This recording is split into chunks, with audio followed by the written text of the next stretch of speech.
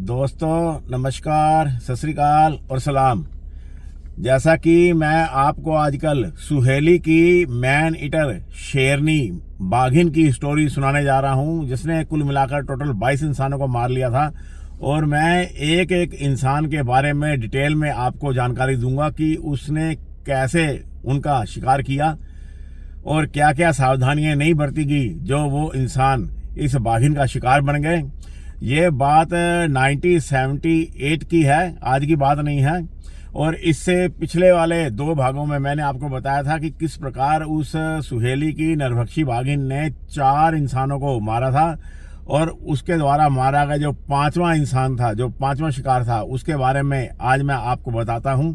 4 इंसानों को मार देने के बाद में जो दुधवा नेशनल पार्क के आसपास का जो इलाका था, जो आसपास जो गांव थे सराउंडिंग में, वहां पर सावधानियां बरती जाने लगी थी। और फॉरेस्ट डिपार्टमेंट के द्वारा भी जो जंगल का आउटर इलाका है, जो बाहरी इलाका है, वहां पर गश्त बढ़ा दी गई थी हाथियों के द्वारा और जीप के द्वारा। और वहां पर घोषणा भी करवा दी गई थी कि आजकल इस इलाके में एक मैनीटर जो शेरनी है वो एक्टिव है, इसलिए सावधानियां बरती जाए। सुबह और शाम को अंधेरा होने के समय बाहर ना जाया जाए और निकला जाए तो इकट्ठे होकर के समूह में जाया जाए। और इस प्रकार की तमाम सावधानियां का वहां पर ढिंढोरा पिटवा दिया गया था। और इससे ये हुआ कि जो मई का महीना था वो बिल्कुल ठीक ठाक बीत गया। और जो वो मैन ईटर जो शेरनी थी उसके द्वारा किसी भी इंसान को मई के महीने में पकड़ने का कोई मौका नहीं मिला। लेकिन ये बात नहीं है कि उस शेरनी के द्वारा अपना कोई शिकार नहीं किया गया होगा। ये जो मानव भक्षी शेर होते हैं, जब ये मौका मिलता है तो इंसानों को भी मार कर खा लेते हैं और अन्यथा वो जंगली जानवरों के ऊपर डिपेंड रहते हैं और अपना रेगुलर शिकार भी करते रहते हैं। और 9 जून 1978 की बात है, सुंदर लाल नाम का एक किसान मजदूर वो इस शेरनी के हत्थे चढ़ गया और इसका शिकार हो गया।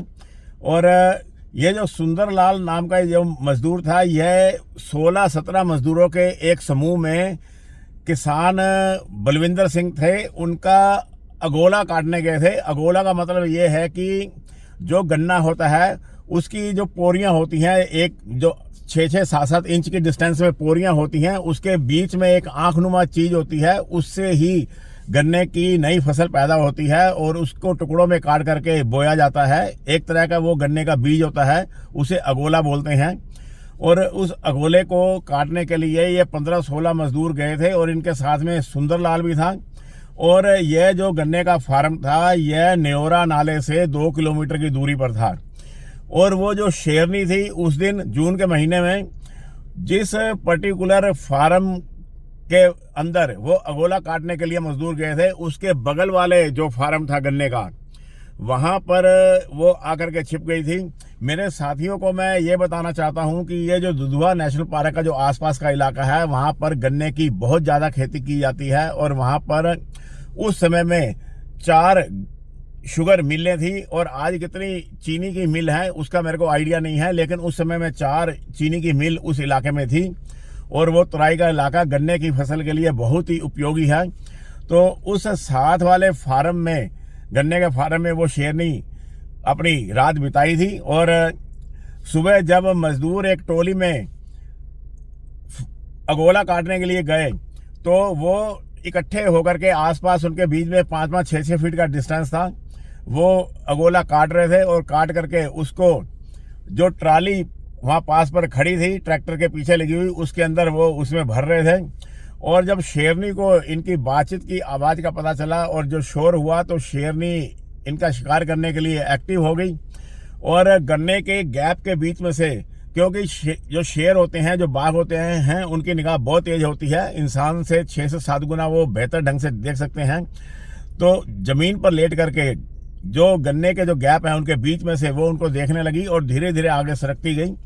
यह शेरनी अब इंसानों से नहीं डरती थी और 15-16 मजदूरों को देखकर भी यह शेरनी विचलित नहीं हुई और उनका शिकार करने के लिए रेंगती हुई धीरे धीरे आगे बढ़ गई। और करीब 100-150 फीट दूरी तय करके, जहां से दोनों गन्नों का आपस में बॉर्डर शुरू होता था, उससे करीब 5-7 फीट अंदर वो गन्ने के खेत में वो छिपी रही और उनके ऊपर निगाह रखी रही। और 2-2.5 घंटे तक वो शेरनी वहां पर छिपी रही थी, क्योंकि बाद में वहां पर उसके लेटने के, उसके पंजों के बहुत निशान मिले थे वहां पर। और उससे ये आइडिया लगा था कि वो शेरनी ने वहां पर करीब 3-4 घंटे तक उन मजदूरों का इंतजार किया है, और इस प्रकार से वो एक पकी पकाई नरभक्षी शेरनी, नरभक्षी बाघिन बन गई थी। और जब वो वहां पर लेटी रही, और ये जो किसान थे ये अगोला काट के अपना, जब इन्होंने लंच किया करीब 2 बजे के बीच में, जब इन्होंने खाना वाना खा लिया, तब भी ये इकट्ठे ही एक मेड़ पर एक झुंड में बैठे हुए थे। और जल्दी जल्दी खाना खाने के बाद जो सुंदरलाल नाम का मजदूर था, उसके मन में ये पहले से ही आइडिया था कि जब वो अगोला काटने के लिए जाएगा तो गन्ने के जो किनारे होते हैं, जो मेड़ होती है, वहां पर घासें उगी होती हैं, तो वो अपनी बकरी के लिए 5, 7, 8 किलो का छोटा सा एक गट्ठर भी तैयार कर लेगा उसके चारे के लिए। और उसने जल्दी जल्दी, सुंदरलाल ने अपना खाना फिनिश किया, और उसके बाद में वो घास काटने के लिए अपनी दराती लेकर के वो मेड़ के पास चला गया। उन मजदूरों की सुरक्षा को छोड़ करके वो करीब 100 फीट दूर उनसे चला गया। और जैसे ही उसने उन मजदूरों के झुंड की सुरक्षा को छोड़ा, शेरनी तुरंत एक्टिव हो गई, और वो बड़ी तेजी से सुंदरलाल मजदूर की तरफ बढ़ी। और जो सुंदरलाल नाम का मजदूर था, उसने सिर पर कपड़ा लपेट रखा था, गर्मी का महीना था, जून का, और गर्मी से बचने के लिए सिर पर कपड़ा बांध रखा था उसने। और शेरनी बड़ी तेजी से उसके पीछे गई, और उसके पीछे जाकर के उसने उसके सिर पर, क्योंकि जो सुंदरलाल मजदूर था वो उस टाइम बैठा हुआ घास काट रहा था, और जो शेर होते हैं उनके कंधों की जो ऊंचाई होती है वो अमूमन करीब 36 इंच के आसपास की होती है, और 36 इंच की ऊंचाई और बैठे हुए इंसान का जो सिर है वो भी करीब 36 इंच के आसपास का हो जाता है, तो एक लेवल बन जाता है। तो इस अवस्था में उस शेरनी को कोई छलांग लेने की जरूरत नहीं पड़ी, बस उसको आगे बढ़ करके उसको दबोचना ही था। और शेरनी तेजी से आगे बढ़ी, और आगे बढ़ करके उसने जैसे ही उसके सिर पर अपने पंजे की एक थाप मारी, उसके जो पंजे थे वो सुंदरलाल मजदूर के सिर में चुभ तो गए, लेकिन कपड़े की मोटी तय होने की वजह से वो उतने गहरे नहीं चुभे और गहरा जख्म नहीं बना पाए। लेकिन उसको फिर भी उनकी चुभन महसूस हुई और दर्द हुआ, और शेरनी के जो थाप थी उसका इतना अधिक प्रेशर था कि जो मजदूर पैरों के बल बैठा हुआ घास काट रहा था वो औंधे मुंह आगे की तरफ जा गिरा, और शेरनी ने उसके गिरते ही उसको संभलने का कोई मौका नहीं दिया। और बीच के जो 1 सेकंड का टाइम था जब उसने आकर के पंजा मारा और जब वो मजदूर नीचे गिरा सुंदरलाल, उसके बीच का जो गैप था उसमें सुंदरलाल के मुंह से भयानक चीखों की आवाज निकली, और उसके बाद शेरनी ने उसे संभलने का कोई मौका नहीं दिया और तुरंत उसको गर्दन से पकड़कर उसे दबाकर मार डाला, और फिर उसको घसीट करके उसी गन्ने के खेत में ले जाने लगी जिस गन्ने के खेत से वो आई थी। और जब मजदूरों, उसे सुंदरलाल की चीख उन मजदूरों की टोली को पड़ी, जब वो उस समय वो बैठे हुए खाना खा रहे थे, कुछ लोग खा भी चुके थे, और जब उन्होंने देखा कि सुंदरलाल को घसीटता हुआ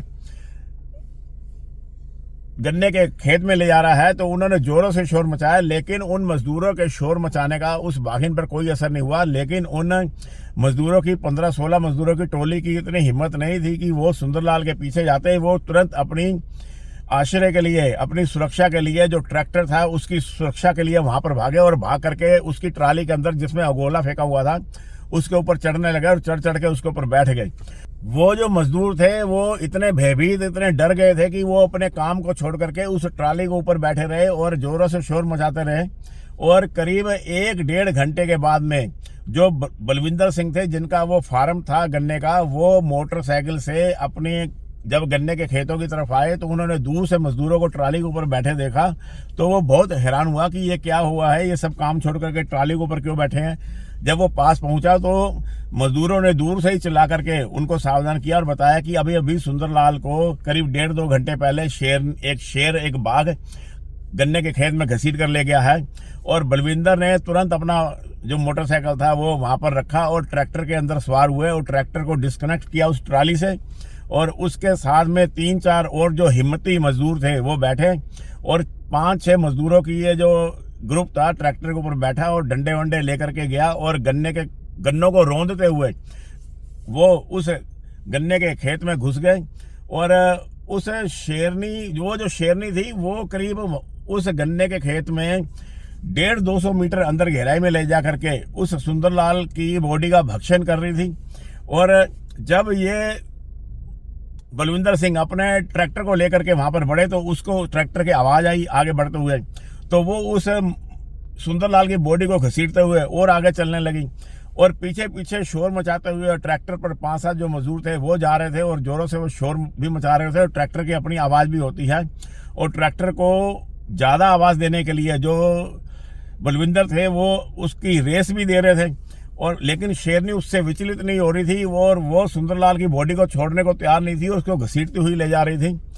और करीब 100-150 मीटर और उसका पीछा किया गया और बाद में जब फाइनली वो गन्ने का खेत खत्म हो गया और उसके बाद में एक पगडंडी आई और उसके बाद में दूसरा गन्ने का खेत शुरू होता था, वहां पर वो शेरनी पहले जोरों से गुर्राती रही और जो बलविंदर थे वो अपने ट्रैक्टर के साथ उससे करीब 20-25 फीट की दूरी पर खड़े रहे और दोनों का स्टैंड ऑफ करीब 5-7 मिनट तक रहा और मजदूरों के लगातार शोर मचाने से उस शेरनी की हिम्मत जवाब दे गई और इस प्रकार सुंदरलाल की बॉडी को बरामद किया गया। और जो शेरनी थी उसको 2 घंटे का वक्त मिल गया था। इन 2 घंटों में वो शेरनी करीब 15-16 किलो के आसपास का जो गोश्त था वो सुंदरलाल की बॉडी से खा चुकी थी।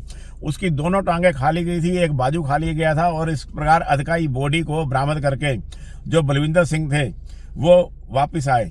और इस प्रकार यह इस मानव भक्षी शेरनी का यह 5वां शिकार था।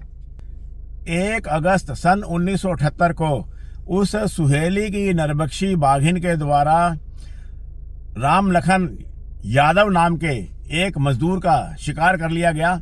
और ये सारी घटना कैसे हुई वो मैं आपको बताता हूं। जसपाल सिंह का एक गाय भैंसों का एक तबेला था, वो दूध का व्यापार करते थे और उनकी अपनी खेती भी थी। उन्होंने करीब 25-30 गाय और भैंसें रखी हुई थी और उनकी देखभाल के लिए 2 मजदूरों को उन्होंने परमानेंटली रखा हुआ था। एक मजदूर का नाम था राम लखन यादव और दूसरे मजदूर का नाम था गोरी। और उनके द्वारा बैलगाड़ी को लेकर के वो बरसीन नाम का एक चारा काटने के लिए खेतों की तरफ गए थे। वो जो खेत थे वो जसपाल सिंह के घर से करीब 2 किलोमीटर की दूरी पर पड़ता था और ये उनकी डेली की रूटीन थी। डेली वो एक बैलगाड़ी बरसीन का चारा भर कर लाते थे और बरसीन एक प्रकार का चारा होता है जो कि किसानों के द्वारा खेतों में बोया जाता है। वो जब बरसीन के खेत में पहुंचे तो उससे पहले तमाम गन्ने के खेत थे, उनके बीच में से रास्ता जा रहा था और गन्ने के खेतों को पार करने के बाद में बरसीन का खेत आया। वो 1-1.5 एकड़ का खेत था जिसमें बरसीन उगाया गया था। उसके बाद में फिर गन्ने का खेत था। कहने का मतलब ये है कि बीच में जो खेत था वो बरसीन का खेत था और इधर गन्ने का खेत था और इधर भी गन्ने का खेत था और ऐसे रास्ता जा रहा था। जब राम लखन यादव और गौरी अपने बैल को हाँक करके बैलगाड़ी को ड्राइव करके जब बरसीन के खेत के पास पहुंचे और जब वो उस बैलगाड़ी से उतरे तो उस बरसीन के खेत से जो आगे वाला खेत था, जैसे बरसीन का एक खेत था उसके यहाँ पे एक खेत गन्ने का था, उसके पीछे भी गन्ने का खेत था, ये आगे वाला खेत वो जो उस बरसीन के खेत से जो आगे वाला गन्ने का खेत था उसके अंदर वो सुहेली की नरभक्षी बाघिन ने पिछली रात को ही एक जंगली सूअर का शिकार किया था और उस जंगली सूअर को खा करके वो उसके पास ही आराम से पड़ी हुई थी। और जब उसको इन मजदूरों की आवाज़ सुनाई दी, जब वो नीचे उतर करके बरसीन को काटने लगे थे तो वो अलसाई से उठी और मुंह उठा करके जब उसने देखा तो उसने देखा कि 2 इंसान वहाँ पर उतरे हैं और वो उनकी हरकतों पर निगाह रखने लगी। और जब वो दोनों राम लखन और गौरी बैठ करके बरसीन को काट रहे थे तो वो जो नरभक्षी बाघिन थी उसने उनका शिकार करने के लिए सोचा और ये एक पकी पकाई नरभक्षी बाघिन बन गई थी। यद्यपि उसने जंगली सूअर का रात को शिकार किया था और उसका बचा हुआ शिकार उसके पास में पड़ा हुआ था, क्योंकि बाद में जो खोजी दल आया था उसको वहाँ पे बाघिन के निशान भी मिले थे और सूअर की बॉडी भी मिली थी आधी खाई हुई। उसके बावजूद वो जो नरभक्षी शेरनी थी उसके अंदर इंसानों का शिकार करने की लालसा जागी और वो एक बड़ा चक्कर काट करके उन मजदूरों के पीछे की तरफ जाने लगी। उसने ऐसा इसलिए किया क्योंकि जहाँ पे वो शेरनी बैठी थी उसके सामने ही मुंह करके, हालांकि शेरनी और उन मजदूरों के बीच का जो गैप था वो करीब 100-150 फीट का था, लेकिन मजदूर उसी तरफ मुंह करके बैठे हुए थे और वो बरसिन काट रहे थे।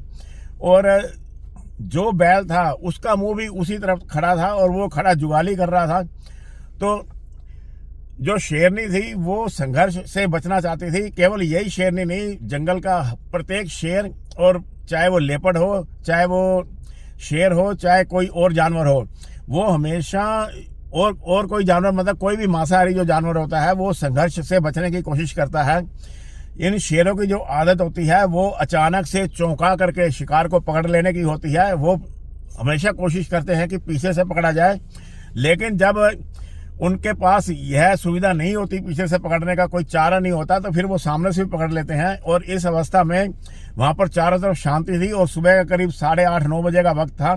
तो शेरनी ने डिसीजन लिया कि एक लंबा चक्कर काट करके बरसीन के किनारे किनारे से जा करके दूसरे गन्ने के खेत में जाकर के पीछे से उनको चौंका करके पकड़ने के बारे में सोचा। वो जो नरभक्षी शेरनी थी उसने करीब पौन घंटा लिया उस गन्ने के खेत से लेकर के पूरा बरसिन का खेत पार करके और दूसरे गन्ने के खेत में पहुंचने में। और उसके बाद वो जो शेरनी थी वो सरकती सरकती उस गन्ने के खेत के उस किनारे पर आ गई जहां पर कि वो गन्ने का खेत और बरसिन का खेत शुरू होता था। और उसके किनारे पर घासें उगी हुई थी। शेरनी ने अपनी पूरी बॉडी गन्ने के खेत के अंदर रखी, केवल मुंह निकाल करके घास में से उनके ऊपर निगाह रखने लगी। और जब उसने देखा कि उनका शिकार अभी भी उनकी तरफ पीठ करके खड़ा है और बैठा हुआ वो बरसिन काट रहा है, तो शेरनी ने उनको आगे बढ़ के पकड़ने का निश्चय किया। और शेरनी के पास जो किसान था वो था सुंदरलाल नहीं, रामलखन। सुंदरलाल की तो पीछे की घटना थी। जो शेरनी के बिल्कुल पास जो शिकार था वो था रामलखन यादव। और शेरनी ने रामलखन यादव को ही पकड़ने का निश्चय किया। और जैसे ही शेरनी ने अपना एक कदम आगे बढ़ाया और तुरंत वो दोनों जो व्यक्ति थे, जो गोरी था और जो रामलखन था, वो खड़े हो गए। और उनके खड़े होते ही शेरनी शंकालू हो गई और शेरनी तुरंत बैठ करके घासों के अंदर से होती हुई दोबारा वो गन्ने के खेत में चली गई। ये जो दोनों जने थे इन्होंने अपने जरूरत भर का बरसिन काट लिया था और वो खड़े हुए थे अपनी कमर को सीधी करने के लिए भी, क्योंकि उनको 1.5-2 घंटे हो गए थे बरसिन बैठकर वो काट रहे थे। और उसके बाद में वो अब बरसिन को उस बैलगाड़ी के ऊपर लादने के लिए सोच रहे थे। तो उन्होंने बरसिन को उठा करके बैलगाड़ी के ऊपर लादना शुरू कर दिया। और जो शेरनी थी वो शंकालू हो गई, क्योंकि वो बैठे हुए थे और वो उनको दबोचना चाहती थी पीछे से आकर। लेकिन जैसे शेरनी ने एक कदम आगे बढ़ाया वो तुरंत खड़े हो गए। और ये कोइंसिडेंस हुआ क्योंकि रामलखन और गोरी को भी शेरनी के बारे में कोई पता नहीं था, ना ही बैल को पता चला। और इसके बाद में वो शेरनी फिर दोबारा थोड़ा सा आगे बढ़ी और घास में से हल्का सा मुंह निकाल करके उनके ऊपर निगाह रखने लगी। पूरे आधे घंटा उनको लगा। उस बैलगाड़ी को उन्होंने बरसिन से भर दिया और भरने के बाद में वो उस बैलगाड़ी के ऊपर सवार हो गए। और सवार होकर के उन्होंने उस बैलगाड़ी को वापस मोड़ा। वापस मोड़ करके वो जसपाल सिंह के अपने घर की तरफ, उस तबेले की तरफ चलना शुरू हो गए। उस बैलगाड़ी के राइट साइड में रामलखन बैठा था और लेफ्ट साइड में बैठा था गोरी। और एक बैल की वो बैलगाड़ी थी, उसके ऊपर बरसिन लदा हुआ था और वो जसपाल सिंह के घर की तरफ चल पड़े। और बरसिन का खेत जब खत्म हुआ और जब वहां से गन्ने का खेत शुरू हो गया और जब शेरनी ने देखा कि जो बैल है वो उसी की दिशा की तरफ आ रहा है, तो शेरनी दूसरी बार फिर गन्ने के खेत में थोड़ा सा अंदर हो गई और अपनी पोजीशन में बैठ गई। और बैल जब उस गन्ने के खेत से केवल 25-30 फीट आगे ही बढ़ा था, तो अचानक से बैल खड़ा हो गया, क्योंकि बैल को उस शेरनी का या तो स्मेल आ गई थी या कोई आहट पकड़ ली थी। जो भी कारण हो, इंसान के मुकाबले जो जानवर होते हैं उनका जो छठा सेंस होता है वो ज़्यादा एक्टिव होता है। और वो बैल के खड़ा होते ही जो शेरनी थी, जो पोजीशन में बैठी हुई थी हमला करने के लिए, वो तुरंत जमीन से चिपक गई। और जमीन से चिपकने के बाद में जो रामलखन था, जो राइट साइड में बैठा हुआ था, पोजीशन ये थी कि जब वो जसपाल के घर की तरफ जा रहे थे जिस रास्ते से, उसके राइट साइड में ही वो गन्ने का खेत था जिसमें शेरनी थी, और राइट साइड की दिशा में ही जो रामलखन था वो बैठा हुआ था। तो रामलखन ने उस बैल को आगे बढ़ाने की पूरी कोशिश की, लेकिन जो बैल था वो टस से मस नहीं हुआ और उल्टा वो मुड़ करके भागना चाहता था। और उसकी रासें पूरी जोरों से रामलखन ने खींच रखी थी, जिससे बैल हिल नहीं पाया। और जो राम लखन था वो तुरंत बैलगाड़ी से कूद करके नीचे उतरा और नीचे उतर करके उसने आगे बढ़ करके बैल के मुंह के पास जो उसकी रस्सी होती है उसको पकड़ करके बैल को आगे ड्राइव करने के बारे में सोचा और गोरी को बोला कि तुम इसको पीछे से हाँको और मैं इसको होल्ड करता हूं और इसको आगे लेके बढ़ाता हूं। और उन्होंने सोचा कि कोई गीदड़ वीदड़ होगा जिसकी वजह से वो बैल डर गया होगा। और वो जो शेरनी थी उसके लिए राम लखन ने नीचे उतरते ही उसका काम बिल्कुल आसान बना दिया, क्योंकि बैलगाड़ी के ऊपर बैठे होने से जो शेरनी थी उसको शायद 2-3 छलांगे लेनी पड़ती, कुछ ज्यादा एफर्ट करना पड़ता। लेकिन जब राम लखन बिल्कुल नीचे उतर गया तो एक तरह से वो शेरनी के मुंह के सामने ही खड़ा हो गया। और शेरनी ने जो पिछले 1.5-2 घंटे से प्रयास कर रही थी उसने एक पल की भी देरी नहीं लगाई और एक ही छलांग में वो राम लखन के ऊपर सवार हो गई। और जैसे ही वो राम लखन के ऊपर उसने छलांग लगाई, राम लखन तुरंत बैल के पास ही, मुंह के पास ही नीचे गिर पड़ा। और नीचे गिरते ही जो शेरनी थी उसने उसको संघर्ष करने का कोई अवसर नहीं दिया और तुरंत उसको गर्दन से पकड़ा और उसी गन्ने के खेत में वो ले गई जहां से वो आई थी, जहां वो छिपी बैठी थी। और इधर जो बैल था वो पूरी तरह से भड़क गया और ये सारा घटनाक्रम एक क्षण के अंदर हो गया और गोरी किसी भी तरह की कोई सहायता नहीं पहुंचा पाया और ना वो शोर मचा पाया। और उसको समझ ही नहीं आया कि एक पत्थर की तरह वो शेरनी आई है और एक ही सेकंड में राम लखन वहां से गायब हो गया। और जो बैल था उसने बड़े जोरों से जो दौड़ थी वो सीधा ही वो भाग गया और अपने जसपाल के फार्म की घर की तरफ, दिशा की तरफ वो जोरों से भागने लगा।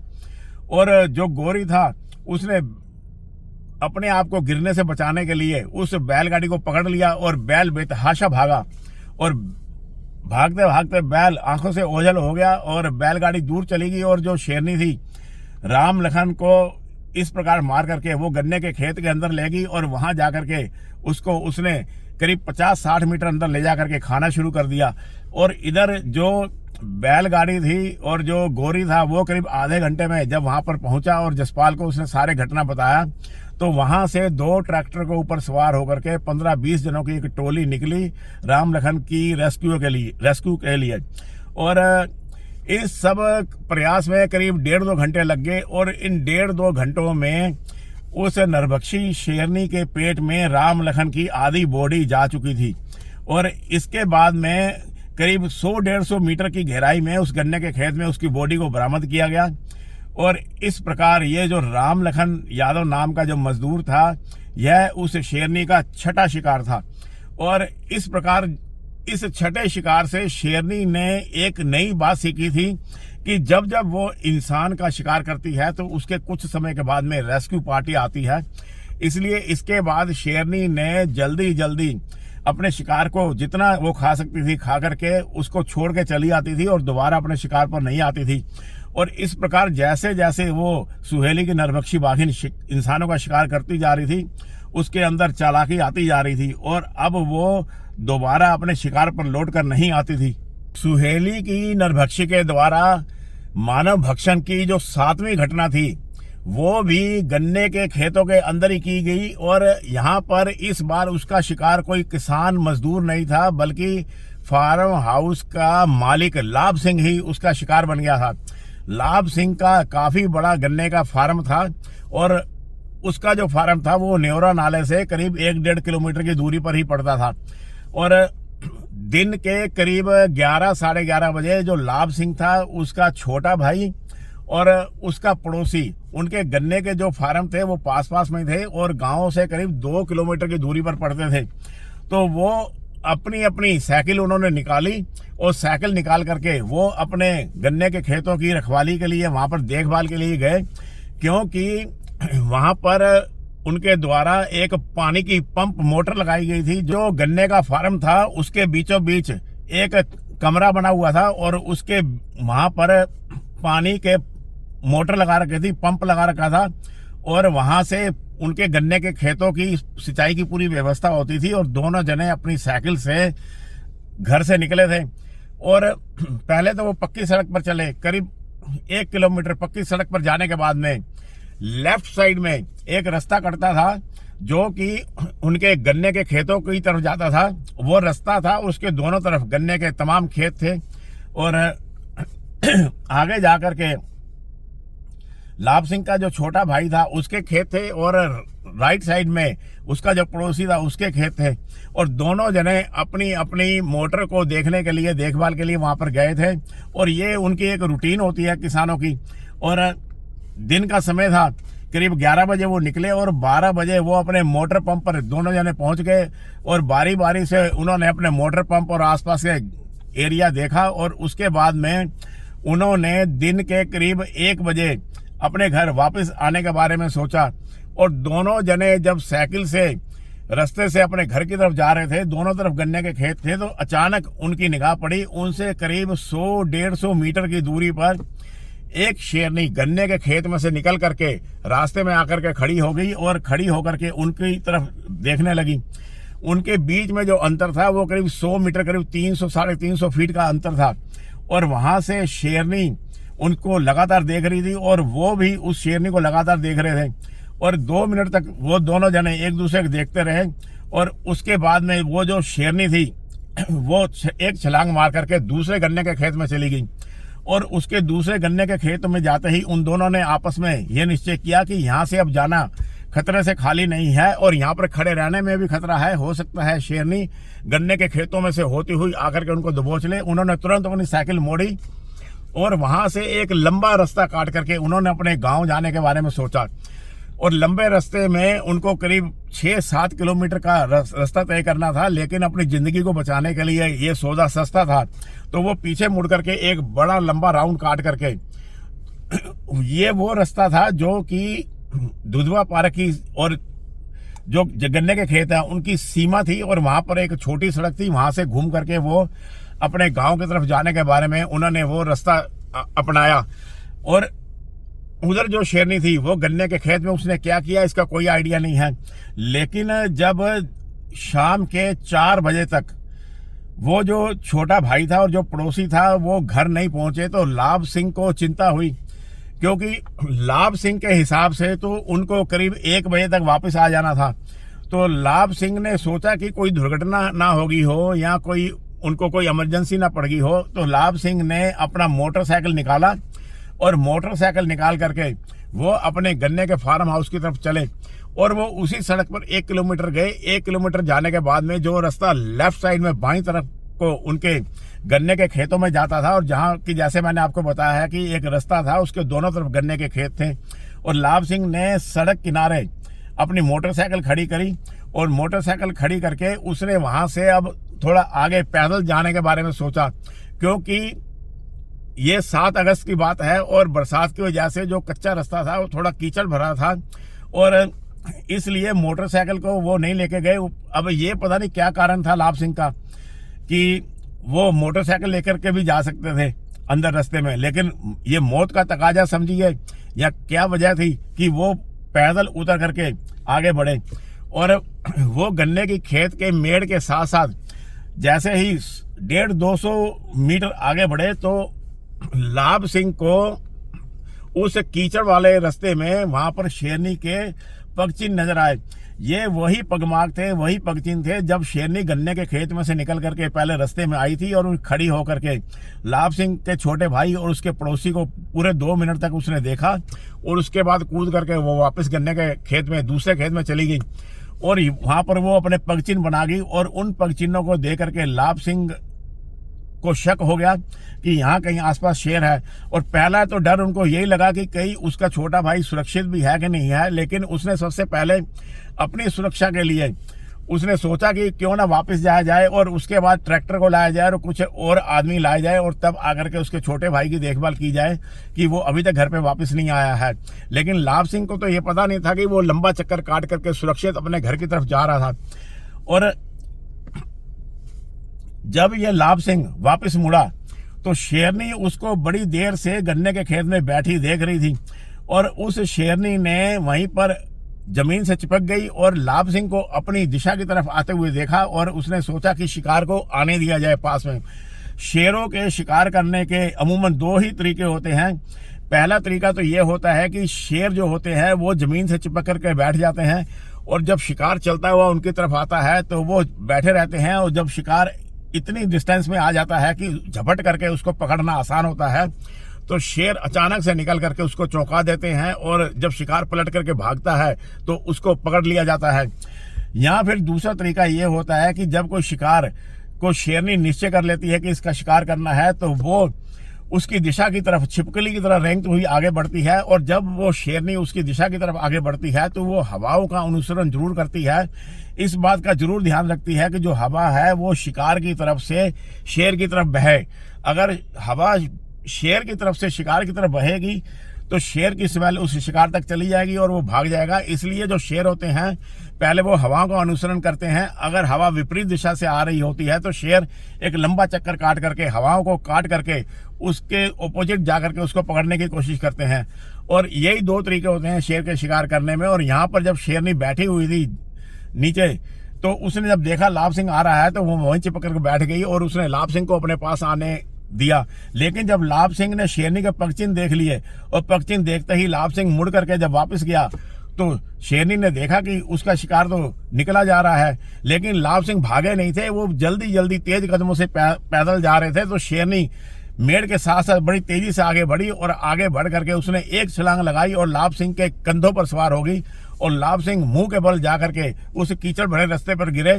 और उन्होंने उस समय अपने मुंह पर एक रुमाल बांध रखा था बड़ा सा। वो रुमाल इसलिए बांध रखा था कि मोटरसाइकिल पर चलते हुए कई बार मच्छर मक्खी मुंह में चले जाते हैं और उसके लिए उन्होंने उस रुमाल को बांध रखा था। और इसके अलावा लाभ सिंह जब वापस मुड़े थे तो उन्होंने जल्दी से अपनी जेब के अंदर से मोटरसाइकिल की चाबी भी निकाल ली थी, तो वो चाबी भी वहीं कीचड़ वाले रास्ते पे गिर गई। और जब शेरनी घसीट करके लाभ सिंह को गर्दन से पकड़ करके ले जाने लगी तो उस कीचड़ में ड्रैगिंग का निशान भी बना, वहां पर ब्लड मार्क भी बने और साथ में वो जो रुमाल बंधा हुआ था वो भी वहीं खुल करके गिर गया, उनकी पगड़ी भी गिर गई लाभ सिंह की। और जो शेरनी थी वो शिकार को लेकर के अंदर गन्ने के खेतों में चली गई। दूसरी तरफ जब लाभ सिंह का जो छोटा भाई था अपने पड़ोसी के साथ जब उस सड़क से जब वापस जा रहा था तो उसने देखा कि उसने ये देखना चाहा कि उस कच्ची सड़क पर जहां पर वो शेरनी उनको मिली थी वो उन्होंने एक निगाह वहां पर डाली कि कहीं शेर वहां पर अभी भी है कि नहीं है। और जब उन्होंने निगाह डाली तो वो हैरान रह गया कि वहां पर उस कच्चे रास्ते के अंदर थोड़ा सा अंदर सड़क से करीब 10-20 फीट अंदर ही उसने देखा कि उसकी मोटरसाइकिल खड़ी है और वो उसने तुरंत उस मोटरसाइकिल को पहचान लिया। वो तो उसकी अपनी मोटरसाइकिल थी और उसका माथा थनक गया कि हो ना हो ये भाई जो लाभ सिंह है वो मोटरसाइकिल लेकर के आया है। और तुरंत उसने अपनी साइकिल वहीं खड़ी की और मोटरसाइकिल के पास गया। कोई मोटरसाइकिल ज़्यादा दूर नहीं थी, करीब 8-10 फीट दूर ही थी। और तभी उसका ध्यान दूर 100-150 मीटर की दूरी पर पड़ा जहाँ पर लाभ सिंह की पगड़ी भी पड़ी हुई थी और वहाँ पर उसका रुमाल भी पड़ा हुआ था। और जो उसका छोटा भाई था अपने पड़ोसी को लेकर के हिम्मत कर गए उस कपड़े के पास गया और वहां पर दूर से उसको चाबी नजर आ गई पड़ी हुई, तो उसने जल्दी से उस चाबी को उठाया और यहाँ पर उसने काफी हिम्मत का परिचय दिया क्योंकि वो शेरनी उनके ऊपर भी हमला कर सकती थी। लेकिन उसने तुरंत उस चाबी को उठाया और उस मोटरसाइकिल को स्टार्ट किया और साइकिल वहीं छोड़ी और वापस दोनों जने उस मोटरसाइकिल पर बैठ के गांव में गए और वहां पर जाकर के उन्होंने सारी घटनाक्रम को बताया। और वहां से 2 ट्रैक्टर के ऊपर करीब 20-25 जनों की पार्टी खोजी दल लाभ सिंह की तलाश में गन्ने के खेतों की तरफ चला। उस समय शाम के करीब 5 बज चुके थे। करीब 1-1.5 घंटे के बाद में जो रेस्क्यू पार्टी थी वो घटनास्थल पर पहुंची और निशानों का पीछा करते हुए जब वो गन्ने के खेत के अंदर गए तो वहां पर उन्हें लाभ सिंह की आधी खाई बॉडी मिल गई। और ये विधि का विधान देखिए कि वो शेरनी शिकार तो उसके छोटे भाई का करना चाहती थी लेकिन उसके हत्थे चढ़ गया उसका बड़ा भाई लाभ सिंह। और लाभ सिंह के शिकार के बाद वो जो शेरनी थी वो गन्ने के खेतों का आश्रय छोड़ करके 1-1.5 किलोमीटर दूर ही जो जंगल था उसके अंदर वो चली गई। और इधर लोगों के द्वारा खूब हंगामा किया गया। उसकी वजह यह थी कि पहले तो एक गरीब मजदूर मारे गए थे, लेकिन इस बार तो जो गन्ने के फार्मों का एक मालिक ही मारा गया था और तमाम जितने भी वहां पर जो फार्म थे उनके जो ओनर थे वो एकत्र हो गए और उन्होंने डेमोन्स्ट्रेशन किया और खूब हंगामा किया। और वो डीएम के ऑफिस में भी गए और वहां पर भी जाकर के उन्होंने कंप्लेन दर्ज कराई कि इस शेरनी का अगर उनके द्वारा कोई उपाय नहीं किया गया तो वो खुद इसको गोली मार देंगे। और अगर कोई इंसान जंगल के अंदर एंटर करता है तो आप लोग उसको गोली मार दो, अगर कोई शेर वहां से हमारे गन्ने के खेतों में आएगा तो हम उसको गोली मार देंगे। और ये एक बहुत ही खतरनाक पोजीशन थी, क्योंकि गन्ने के खेतों में बाघों की, शेरों की तमाम पीढ़ियां सदियों से रहती आई हैं। वो जो गन्ने के खेत जहां पर आज है, वहां पर कभी जंगल हुआ करते थे, वहां पर 12 सिंगों के बड़े बड़े झुंड रहा करते थे और वहीं पर वो शेर भी रहते थे। और वो मलेरिया प्रभावित जमीन थी और उन जंगलों में उस समय थारू नाम की एक जनजाति, जो कि नेपाली ही होते हैं एक तरह से, वो उनके बस्तियां होती थी। और धीरे धीरे जब भारत आज़ाद हुआ तो उन जंगलों को काट करके गन्ने के खेत बनाए गए, बड़े बड़े फार्म बनाए गए। लेकिन ये जो शेरों की जो पीढ़ियां हैं वहां पर आज भी मिलते हैं, आज भी बसती हैं। तमाम कई पीढ़ियां वहां पर जवान हुई हैं, मर गई हैं। जो लोग दुधवा पारा के आसपास रहते हैं उनको ये मालूम होगा कि वहां पर गन्ने के खेतों में आज भी बाघ, आज भी टाइगर मिलते हैं। लेकिन छोटे बड़े शहरों में रहने वाले लोगों को इस बात का आइडिया नहीं हो सकता कि वहां पर किस प्रकार का ये जीवन है। और ये बाघ वहां पर जंगल से निकल करके गन्ने के खेतों में आ जाते हैं और इन बाघों को गन्ने का बाघ भी कहा जाता है। और अक्सर आज भी ऐसी खबरें आती रहती हैं कि वहां पर कोई बाघ मैन ईटर हो गया है जो कि गन्ने के खेतों में आश्रय ले रखा था, और अभी भी तमाम ऐसी घटनाएं होती रहती हैं। बहरहाल मैं अपनी स्टोरी पर वापस आता हूं। और इस प्रकार जो लाभ सिंह था वो इस मैन ईटर शेरनी का 7वां शिकार था, जो 7 अगस्त 1978 को मारा गया। इसके बाद जो चीफ वाइल्ड लाइफ वार्डन थे उत्तर प्रदेश के, उन्होंने तत्काल प्रभाव से इस मैन ईटर शेरनी को ट्रैंकुलाइज कर पकड़ने का आदेश दिया और यह भी बताया कि अगर मौके पर ये ट्रैंकुलाइज ना की जा सके तो उसको गोली मार दी जाए। इस प्रकार का ऑर्डर प्राप्त होते ही डॉक्टर NP सिंह, जो ट्रैंकुलाइज के स्पेशलिस्ट थे, उन्होंने इस शेरनी को ट्रैंकुलाइज करने का प्रयास शुरू कर दिए और उनके साथ दिया एक शिकारी जिनका नाम बाबू सिंह था। और ये 2 जने उस शेरनी की देखभाल में लग गए और वहां पर हाथी के द्वारा गश्त भी बढ़ा दी गई थी। और उसके बाद में उस शेरनी को मारा गया या पकड़ा गया, क्या उसके साथ हुआ ये मैं आपको अगले पार्ट में बताऊंगा।